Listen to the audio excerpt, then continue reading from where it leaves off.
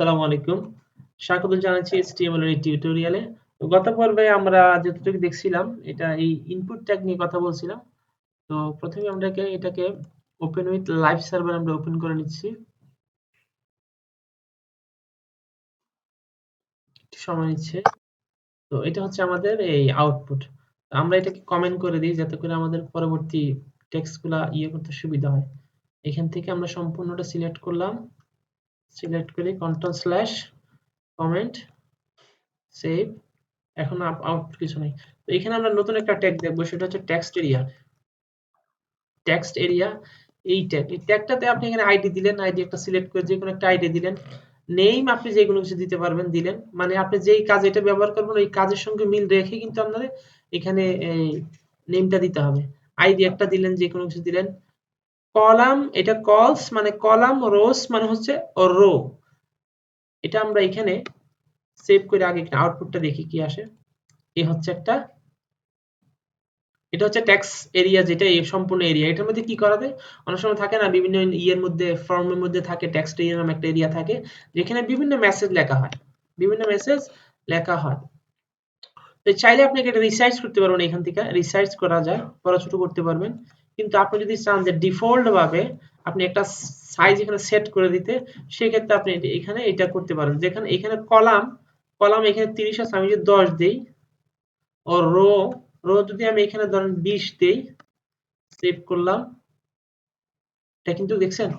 তো এখন কিন্তু রো মানে একটা লম্বা রো হচ্ছে এইভাবে ডান থেকে বামে, আর কলাম হচ্ছে উপর থেকে নিচে। তো রো কিন্তু এখন এখানে অনেকগুলো রো হয়েছে, 20টা রো দিয়েছি, 20টা রো হয়েছে। আমি যদি রো কমাই দিই, এখানে যদি রো আমি আরো বাড়াই দিই অথবা কমাই দিই, 5টা দিলাম, সেভ করলাম, এই যে রো এখন 5টা।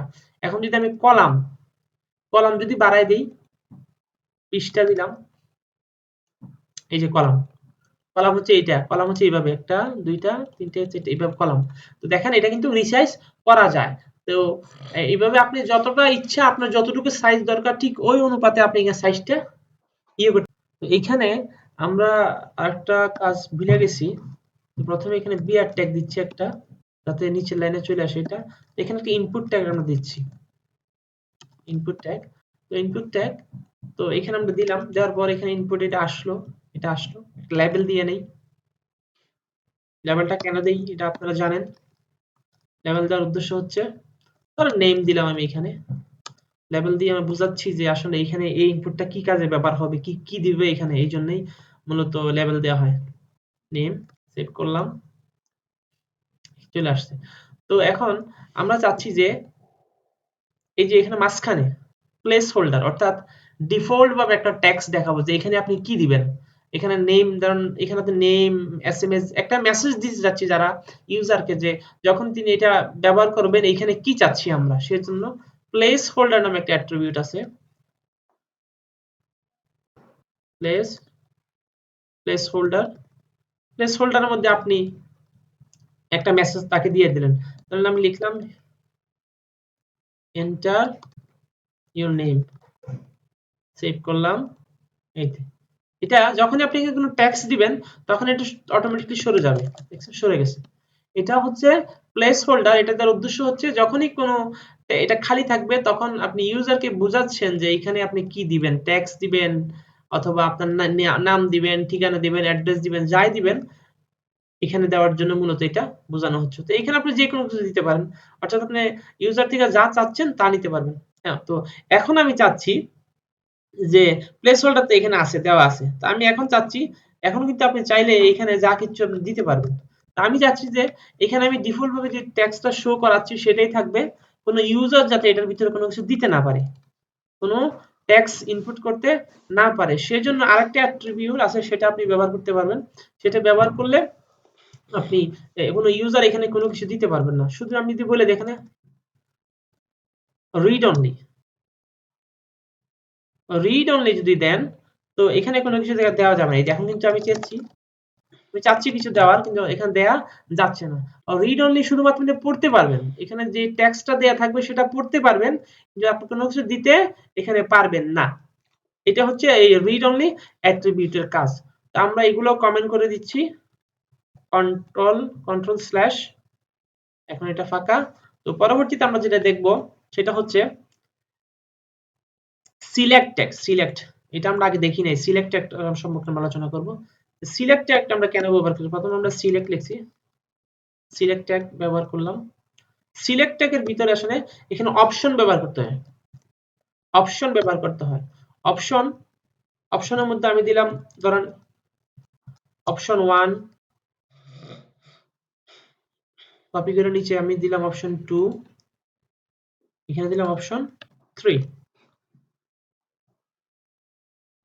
সরি, এই যে অপশন চলে আসছে। এখন যদি আমি এখানে হোভার ক্লিক করি 1 2 3, অপশন 1, অপশন 2, অপশন 3। এখন এটা কেন করা হয়? অনেক সময় থাকে না অনেকগুলা সিলেক্টর অপশন থাকে। ধরেন আপনি একটা অনলাইন থেকে একটা ফোন আপনি কিনবেন। ফোন কিনলে তো ওইখানে আপনার এরকম অপশন দেওয়া থাকে, আর বিভিন্ন জায়গায় এরকম অপশনের সিস্টেম দেওয়া থাকে যে আপনি আসলে চাচ্ছেনটা কি, যে কয়টা কিনতে চাচ্ছেন, একটা দুইটা তিনটা, কয়টা কিনতে চাচ্ছেন। ওই ক্ষেত্রে মূলত অপশনগুলো ব্যবহার করা হয়।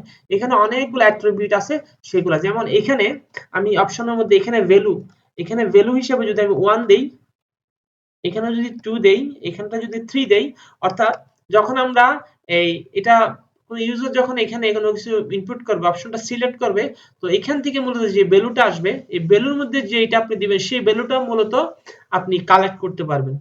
আমরা যখন জাভাস্ক্রিপ্টে কাজ করব, তখন আমরা দেখব এই ভ্যালুগুলা কিভাবে কালেক্ট করা হয়। আরো অনেক অ্যাট্রিবিউট আছে, এখন আমরা সেগুলো একটা একটা করে এখানে এপ্লাই করব। এখানে আরেকটা অ্যাট্রিবিউট আছে, সেটা আমরা ব্যবহার করতে পারি। যেমন ধরুন এখানে যখন আমরা আউটপুট দেখতেছি, এখানে অপশন 1 এটা কিন্তু অটোমেটিক সিলেক্টেড করা এখানে আছে। তো আমি চাচ্ছি এখানে অপশন 1 না, অপশন এই যে 3 নাম্বার যেটা আছে সেটাকে আমি এখানে ডিফল্ট ভাবে আমি দিব। তো সেখানে যদি আমি সিলেক্টেড একটা অ্যাট্রিবিউট সেটা যদি ব্যবহার করি, সিলেক্ট টিইডি, সিলেক্টেড, এটা যদি আমরা এখানে দেই, দিলে এখন কিন্তু 3 নাম্বারটা আসছে, দেখছেন? 1 2 টা বাদ দিয়ে 3 নাম্বারটা আসছে।